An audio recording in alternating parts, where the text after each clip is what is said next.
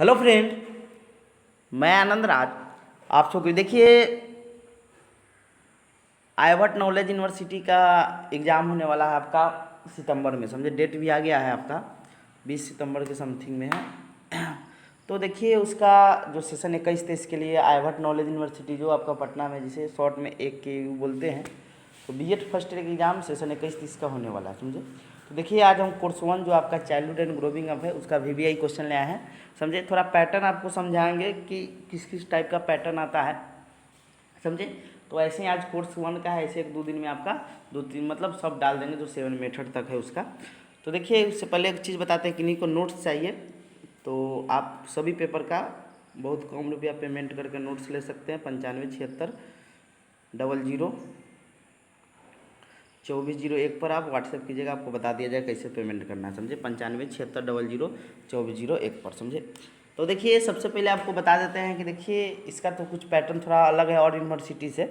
तो आइए इसको हम बताते हैं कि इसमें आपका 2 नंबर वाला भी क्वेश्चन आता है और उसके बाद आपका 16 नंबर का रहता है। समझे, आपका कोर्स 1 जो है चाइल्डहुड एंड ग्रोविंग अप है, 80 नंबर का पेपर होता है। समझे, तो देखिए पहले इसको हम समझाते हैं। देखिए इसमें आपको 9 क्वेश्चन मिलेगा। समझे, 9 क्वेश्चन का मतलब आपको बता देते हैं कि एक जो क्वेश्चन मिलता है वो ऑब्जेक्टिव टाइप होता है, यानी 2 नंबर का क्वेश्चन होता है। 2-2 नंबर का रहता है, उसमें 12 क्वेश्चन में 8 क्वेश्चन का जवाब देना रहता है। फिर आपका यूनिट वाइज आपका 4 यूनिट में 8 क्वेश्चन रहेगा, यानी 8 1 9 क्वेश्चन रहता है, आपको बताएंगे। तो देखिए लिखा हुआ है इसमें 9 क्वेश्चन है। क्वेश्चन नंबर 1 का आंसर देना अनिवार्य, यानी रो कर गा कर जैसे भी दीजिए, नहीं तो नहीं दीजिएगा आंसर तो आपका क्या होगा कि नंबर नहीं जुटेगा आपका, वो उसी अथी पर मार्किंग होगा। समझे, तो क्वेश्चन नंबर इसमें 9 क्वेश्चन आपका टोटल रहेगा। क्वेश्चन नंबर जो 1 रहता है आपको आगे दे देता है। आपका जो ऑब्जेक्टिव टाइप रहता है, जो इसमें 12 क्वेश्चन रहेगा आपका, 2 नंबर का एक क्वेश्चन आता है, उसमें से आपको 8 का जवाब देना आता है, 8 दूना 16। समझे, और प्रत्येक यूनिट से 4 यूनिट रहेगा आपको। इसके अलावा जो 16 नंबर का रहता है उसमें आपको एक एक क्वेश्चन का जवाब देना है प्रत्येक यूनिट से। समझे, तो देखिए पहले हम आपको इधर ऑब्जेक्टिव लिखे हैं यहाँ पर। समझे, लेकिन पहले आपको हम थ्योरी समझा देते हैं, फिर हम ऑब्जेक्टिव में आएंगे। समझे, तो चलिए पहले थ्योरी समझते हैं। लेकिन क्वेश्चन नंबर 1 ही आपका ऑब्जेक्टिव रहेगा, लेकिन उसको आपको बनाना है अनिवार्य रूप से। समझे, अब देखिए निर्देश आप पढ़ लिए। अब देखिए 4 यूनिट आता है, यूनिट में समझ लिए कौन यूनिट में कौन क्वेश्चन आता है।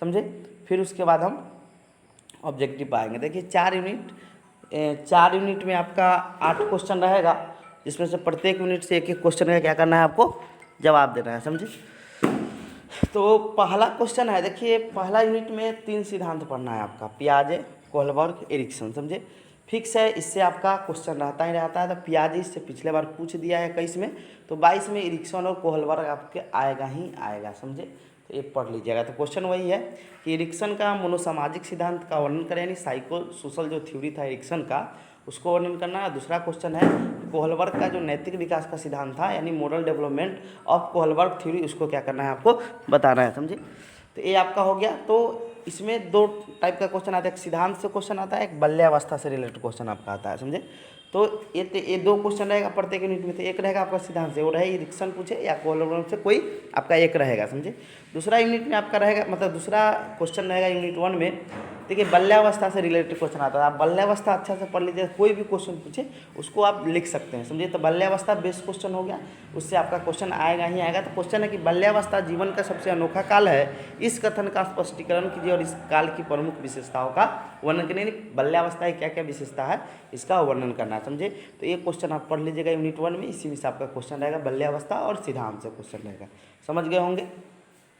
आइए अब यूनिट 2 का क्वेश्चन है। तो देखिए यूनिट 2 में आपका किशोरावस्था से रिलेटेड क्वेश्चन रहता है और वृद्धि और विकास से क्वेश्चन पूछेगा। समझे, तो हो सकता है कि दोनों क्वेश्चन किशोरावस्था से रहे या क्वेश्चन किशोरावस्था रहे और एक वृद्धि विकास से रहे। समझे, तो वही क्वेश्चन है, किशोरावस्था बड़े तनाव, संघर्ष एवं तूफान की अवस्था है, इस कथन पर चर्चा कीजिए। समझे, यानी किशोरावस्था आता है जो सबसे तनाव संघर्ष की अवस्था होता है, इस पर क्या करना है आपको, मतलब चर्चा करना है। अगला क्वेश्चन है वृद्धि एवं विकास से आप क्या समझते हैं, इनके सिद्धांतों के या वृद्धि विकास में अंतर पूछे, तो ये भी देख लीजिएगा, आ जाता है वृद्धि विकास में अंतर कीजिए। तो वृद्धि विकास पढ़ लीजिएगा तो अंतर भी आप कर सकते हैं और इसके सिद्धांत को लिखिए। और अथवा में क्वेश्चन है, देखिए बहुत अच्छा क्वेश्चन है आपका कि किशोरावस्था एक कौन कौन सी समस्या होती है, समझे, और इस समस्या के निराकरण में परिवार एवं शिक्षा की क्या भूमिका होती है। तो बहुत VVI क्वेश्चन, इसको पढ़ लीजिएगा कि किशोरावस्था ये क्या क्या समस्या है और इस समस्या के निराकरण में यानी खत्म करने में परिवार एवं शिक्षा की क्या भूमिका है। बहुत VVI क्वेश्चन है। तो ये आपका यूनिट 2 हो गया। यूनिट 1 समझ गया, यूनिट 2 समझ गए। यूनिट 1 में किशोरावस्था, यूनिट 1 में आपका बाल्यावस्था और सिद्धांत, यूनिट 2 में आपका किशोरावस्था और आपका वृद्धि विकास से आता है। यूनिट 3 जो होता है सामाजिकरण से आपका रिलेटेड रहता है और उसमें आपका लड़की के विद्यालय शिक्षा, विद्यालय में क्यों क्यों क्या क्या दिक्कत है विद्यालय शिक्षा लेने में, और समाज में जो असमानता होता है उससे, यानी सामाजिक चीज़, यानी आप जेंडर स्कूल एंड सोसाइटी आपको कोर्स 6 पढ़ना है, आधा उसी का पार्ट होता है, समझे। तो आप ये सिंपल इसको लिख सकते हैं कि बिहार में क्या क्या असमानता के कारण है, लड़का लड़की में क्या भेद होता है, लड़की का जन्म होगा तो कुछ नहीं पार्टी होता है, लड़का का जन्म, मतलब ये सब बहुत तरह का क्या है यहाँ असमानता देखने को मिलता है, समझे। तो वही चीज़ है। तो ये यूनिट 3 में क्वेश्चन है आपका, एक सामाजिकरण से फिक्स क्वेश्चन रहेगा ही। क्वेश्चन है सामाजिकरण से आप क्या समझते हैं, सामाजिकरण में शिक्षा कैसे एक प्रमुख भूमिका है। तो देखिए सामाजिकरण अच्छा से एक बेस क्वेश्चन बना कि कौन कौन संस्था है इसमें, एजेंसी है जो सामाजिकरण को प्रभावित करती है, समझे, शिक्षा से इसका क्या रिलेशन है। अगला क्वेश्चन है कि असमानता से आप क्या समझते हैं, विशेष रूप से बिहार में असमानता के कारण की चर्चा करें। असमानता नहीं मतलब जो असमानता है, भेदभाव जो है बोल सकते हैं, उससे आप क्या समझते हो, बिहार के रेस्पेक्ट में आपको बोलना है, समझे। अब एक्स्ट्रा में क्वेश्चन है कि लैंगिक पहचान से आप क्या समझते हैं, विद्यालय एवं अन्य संस्थाएं बालिकाओं की समस्या का सामना कैसे करता है, नहीं उसको कैसे सॉर्ट आउट करता है। NGO बहुत तरह का आपका है तो कैसे आपका सॉर्ट आउट करता है, तो इस चीज़ के बारे में है। अगला यूनिट 4 में आपका व्यक्तिगत विभिन्नता एकदम आता ही आता है, इंडिविजुअल डिफरेंस, और इसमें एक धीमी गति से यानी स्लो लर्नर या डिसलेक्सिया इससे रिलेटेड एक क्वेश्चन रहेगा जो अधिगम विकार से होता है, जो बच्चा सीख नहीं पाता है। और इसमें आपका प्रतिभाशाली बालक भी आता है, समझे, जिसे बौद्धिक प्रतिभा के नाम से हम लोग जानते हैं, समझे। तो क्वेश्चन वही है कि धीमी गति से सीखने वाले बालक या मंद गति से यानी स्लो लर्नर से आप क्या समझते हैं, इसकी शैक्षिक आवश्यकताओं का वर्णन करिए। जो धीमी गति से, समझे, कोई क्लास में आप ही क्लास में होगा तो 5 मिनट बताइएगा तब वो जानता है, सीखता है, उसको स्लो लर्नर बोला जाता है या पिछड़ा बालक बोल सकते हैं, समझे। अगला है व्यक्तिगत विभिन्नता से आप क्या समझते हैं, तो एक बेस क्वेश्चन आप बना लीजिएगा, इंडिविजुअल डिफरेंस, बहुत VVI क्वेश्चन है, समझे। और 10वां क्वेश्चन है कि बौद्धिक प्रतिभा यानी प्रतिभाशाली, तो बौद्धिक प्रतिभा यानी बौद्धिक मतलब दिमाग से प्रतिभा जो है, तो प्रतिभाशाली बालक में वही कह रहा है कि बौद्धिक प्रतिभा क्या है और बौद्धिक प्रतिभा को कैसे संबंधित किया जाता है, कैसे बढ़ाया जा सकता है, कोई आदमी प्रतिभाशाली गुण कैसे बढ़ाया जा सकता है। अब आते हैं हम लोग, ये हो गया आपका, इसमें से 2 आपका यूनिट 4 में। अब ऑब्जेक्टिव पे आते हैं। देखिए ऑब्जेक्टिव का कोई इसका नहीं है कि यही में से आएगा, लेकिन ऑब्जेक्टिव के लिए आपको पूरा थ्योरी पढ़ना होगा तभी आपका यहाँ पर आ पाएगा। आपका देखिए यहाँ 12 क्वेश्चन आपका देगा, मतलब क्या इसको बोलते हैं, मतलब ऑल नाइटर टाइप का क्वेश्चन रहता है, और एक क्वेश्चन आपका 2 नंबर का रहेगा, और इसमें क्या है 8 क्वेश्चन का जवाब देना रहता है, यानी 8 दूना 16, और उधर आपका 4 यूनिट में है आपका, सॉरी 3 यूनिट है आपका यहाँ पर, इधर 3 यूनिट में आपका 60 नंबर और 20 नंबर ही आपका क्या हो जाएगा, 80 नंबर हो जाएगा, समझे।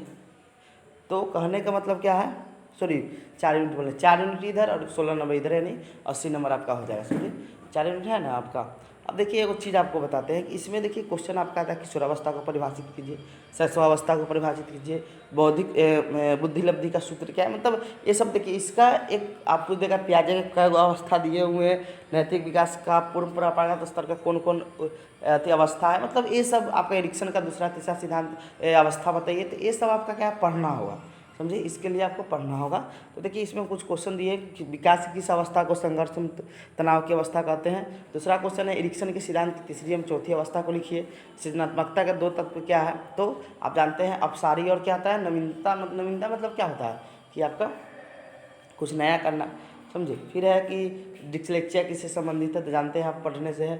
डिस्ग्राफिया आपका होता है लिखने से, और डिस्कैलकुलिया होता है आपको गणितीय गणना से। उसके बाद व्यक्तित्व शब्द की उत्पत्ति जानते हैं, पर्सनालिटी शब्द की उत्पत्ति आपका लैटिन भाषा से हुई है, समझे, पर्सोना शब्द से।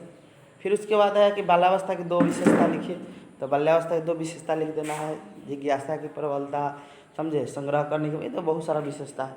शैशवावस्था को परिभाषित करें। व्यक्तिगत विभिन्नता शब्द किसने दिया था, तो हार्वर्ड गार्डनर, आप लोग जानते होंगे।